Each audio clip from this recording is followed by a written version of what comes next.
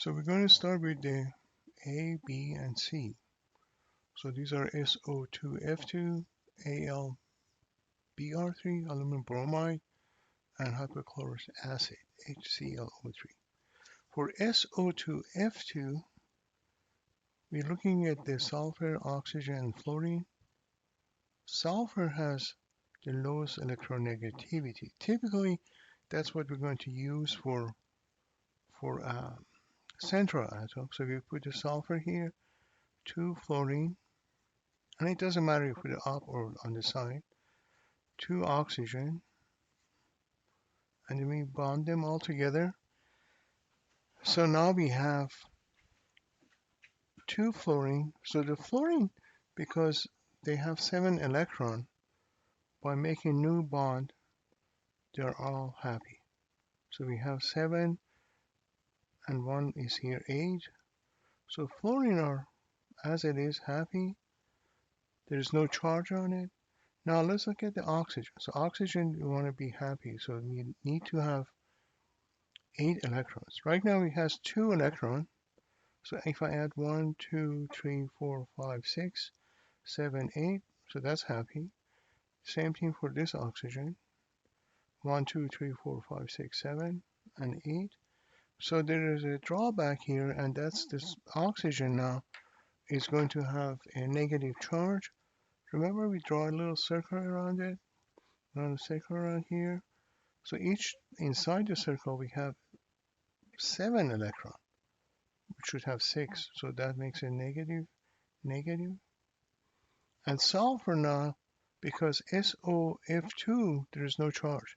So the sulfur has to be 2 positive, and it is 2 positive because it has 1, 2, 3, 4. It has 4, and it should have 6, so it's 2 positive. So if I draw that without any electrons, a little bit simpler, so it would be SF, F, oxygen, oxygen, negative, negative, 2 plus. Now we can have it draw a resonance structure. Sulfur also has 8 electrons. If I draw the resonance structure, so we can make a double bond between the sulfur and oxygen. So this becomes S. Remember, fluorine still is only single bond. So this becomes a double bond. This becomes a double bond. Now oxygen has 1, 2, 3, 4, 5, 6. So there's no charge on it. And it has 8 electron total. Same for fluorine. Same for this oxygen here. No charge. And sulfur has more than electron that we were expecting total number of electrons. Right now it has 1, 2, 3, 4, 5, 6. So that's good. No charge. But it has now 6, 7, 8, 9, 10, 11, 12 electrons. That's okay because sulfur is on third row, second row, third row of elements, so it can have more than 8 electrons. Let's go to the next one, is aluminum bromide. So if I look at the aluminum bromide, so aluminum is really the center atom. Oh, sorry, it wasn't showing up. So aluminum is really the center atom. So we're going to draw the aluminum here, and we draw 3 bromine around the aluminum. Now aluminum, if you recall, is happy with 6 electrons. It's an exception. Doesn't need 8 electrons. So we have alumina, bromine, each one has 7, and make 1 covalent bond to alumina. So that's happy, and this is happy, and aluminum's happy. So this would be the structure for aluminum bromide. So there is no charge in any of the elements, and would be 1 Al in the middle and 3 bromine. The next one we said we're going to talk about it is HClO3. So we're going to draw a little line here. So we're going to look at the HClO3. Now remember, this is an acid. In general chemistry, we learn when we're dealing with the acid has a OH. So one of the bonds we're going to draw for this HClO3, for the HClO3, has to be OH. So we put this Cl in the middle, the least electronegative.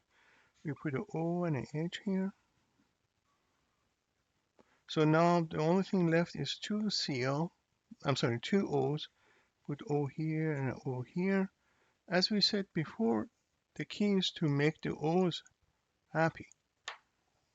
So if I put the O's and put 1, 2, 3, 4, 5, 6, and of course this is the 7th one, and then this is the 8th one, so oxygen would be happy. Remember, we need to have 8 electrons. Same thing for this oxygen. So we have 1, 2, 3, 4, 5, 6, 7, and 8.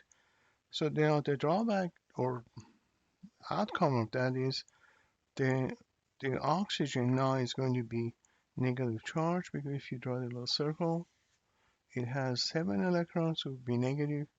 This has 7 electrons, would be negative. Now HClO3 doesn't have any charge.